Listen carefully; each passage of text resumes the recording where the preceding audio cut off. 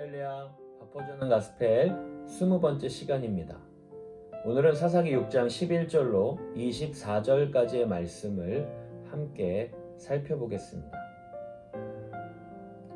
하나님은 죄를 범한 이스라엘 백성을 징계하십니다. 하지만 그들을 그냥 두지 않으시고 다시 회복시켜 주십니다. 어떻게 회복시켜 주셨을까요? 첫 번째, 하나님은 고통받는 백성을 찾아오셨습니다. 사사기 6장 12절에 보니까 야훼의 사자가 기드온에게 나타나 이르되 큰 용사여 야훼께서 너와 함께 계시도다 하매 라고 야훼의 사자가 기드온을 부릅니다. 그런데 부르시는 타이밍이 참 재밌습니다. 사사기 6장 11절에 야훼의 사자가 아비에셀 사람 요아스에게 속한 오브라에 이르러 상수리나무 아래에 앉으니라. 마침 요아스의 아들 기드온이 미디안 사람에게 알리지 아니하려 하여 밀을 포도주 틀에서 타작하더니, 포도주 틀에서 타작할 때입니다. 원래 곡식은 타작마당에서 타작을 했습니다. 그런데 왜 기드온은 포도주 틀에서 타작을 했을까요? 당시 미디안에게 다스림을 받고 있었기 때문에 대로는 텅 비었고 행인들이 오솔길로 다니면서 산에 숨어 지내던 때였습니다. 그래서 추수를 해 가지고 오면 미디안 사람들이 다 약탈해 갔었어요. 그래서 보통 바람 잘 부는 산 꼭대기에 있는 밀 타작 마당에서 밀을 타작했어야 하는데 그것은 멀리서도 보이기 때문에 미디안 족속에게 빼앗기기 십상이었습니다. 그래서 눈에 잘 띄지 않는 포도주 틀에 소량의 밀을 가져다가 숨어서 타작을 하고 있었어요. 궁색하고 초라한 모습의 기드온을 부르시는 야훼 사자를 만나게 되는 거죠. 숨어서 밀을 타작하던 기드온에게 초라한 그 모습 가운데 큰 용사라고 부르시는 거죠. 근데 정작 이스라엘은 자기들이 왜 고통 가운데 있는지 몰랐어요. 13절에 보면 기드온 역시도 야훼 사자의 부르심을 받았음에도 불구하고 이 상황을 잘 몰랐습니다. 6장 13절입니다. 기드온이 그에게 대답하되 오 나의 주여 야훼께서 우리와 함께 계시면 어찌하여 이 모든 일이 우리에게 일어났나이까? 또 우리 조상들이 일찍이 우리에게 이르기를 야훼께서 우리를 애굽에서 올라오게 하신 것이 아니냐 한 그 모든 이적이 어디 있나이까? 이제 야훼께서 우리를 버리사 미디안의 손에 우리를 넘겨주셨나이다 하니.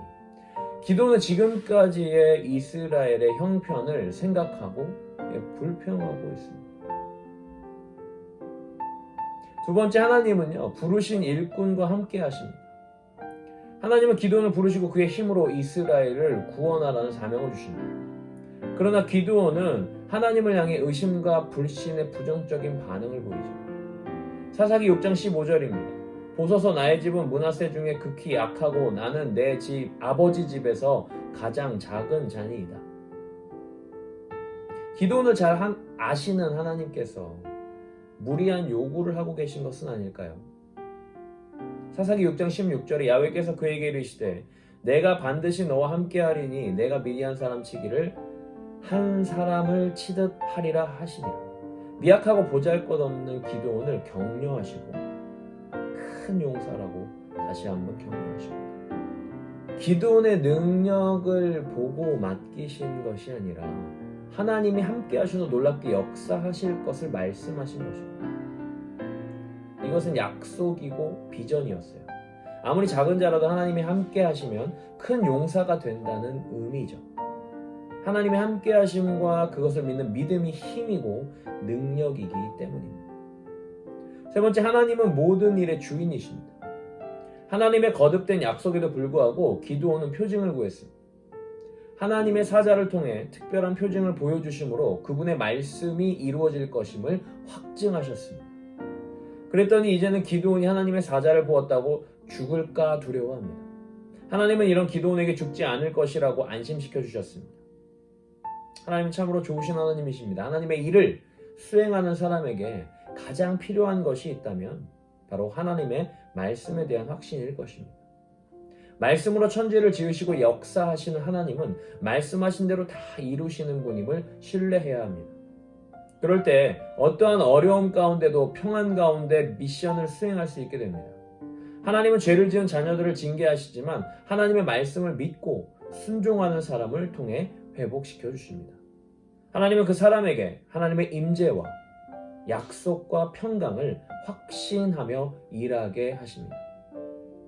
오늘 우리의 신앙생활에서도 학식이나 또 지위의 높고 낮음, 물질의 많음, 또 적음에 따라 하나님의 일이 성취되지 않는다는 것을 고백하게 되는 거죠. 하나님은 약한 자를 들어 쓰셔서 강한 자를 부끄럽게 하십니다. 오늘 우리에게도 큰 용사여 일어나라 함께 가자라고 부르십니다. 이럴 때 여러분은 어찌하시겠습니까? 기도하겠습니다. 하나님, 우리의 연약함보다 하나님의 위대하심, 또 말씀을 이루시는 약속의 하나님을 믿고 신뢰하는 자와 함께 하셔서 회복시키시고 일하실 것을 믿습니다. 우리의 어려움, 우리의 연약함을 넘어 나와 함께 하시는 하나님을 바라보게 하시고 믿음으로 오늘 하루를 승리케 하여 주옵소서. 예수님의 이름으로 기도합니다. 아멘.